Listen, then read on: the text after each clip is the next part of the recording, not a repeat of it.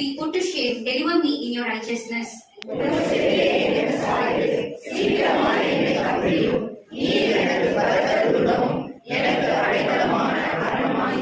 Since you are my rock and my fortress, for the sake of your name, lead me and guide me.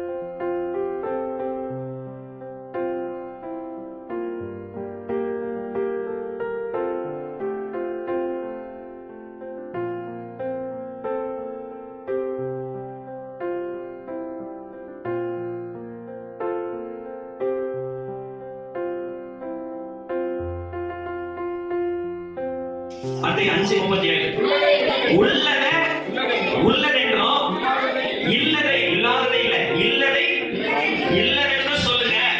இதுக்கு மிஞ்சினது ஆமென்.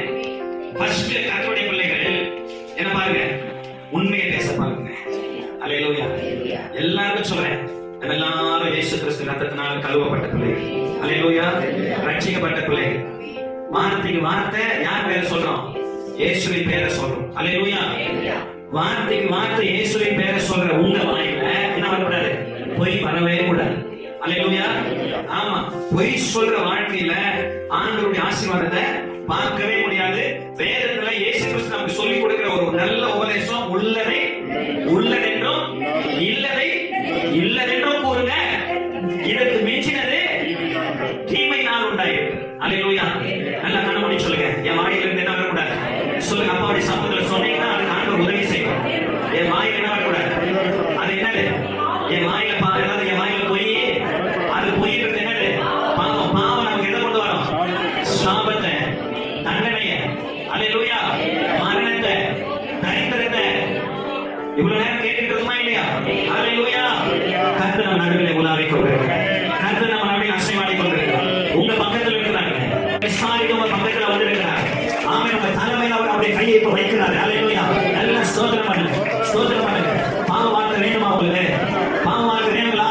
பாவ வாழ்க்கை வேணான்றவங்க என்னை தூக்கி எதிரே சபா சொல்லுங்க. என்னை தூக்கி இயேசுவே, என் சாபத்துக்காக, என் பாவத்துக்காக, என் சாபத்துக்கு பரிகாரியா வந்த இயேசுவே, என்னோட பாவ வாழ்க்கையில என்ன பண்ணுங்க?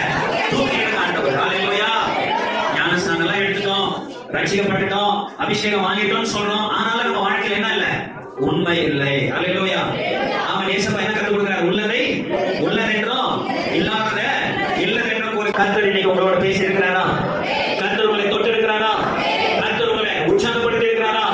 இந்த வார்த்தை உங்களை உருவாக்குகிற வார்த்தை, இந்த வார்த்தை உங்களை உயர்த்த போகிற வார்த்தை.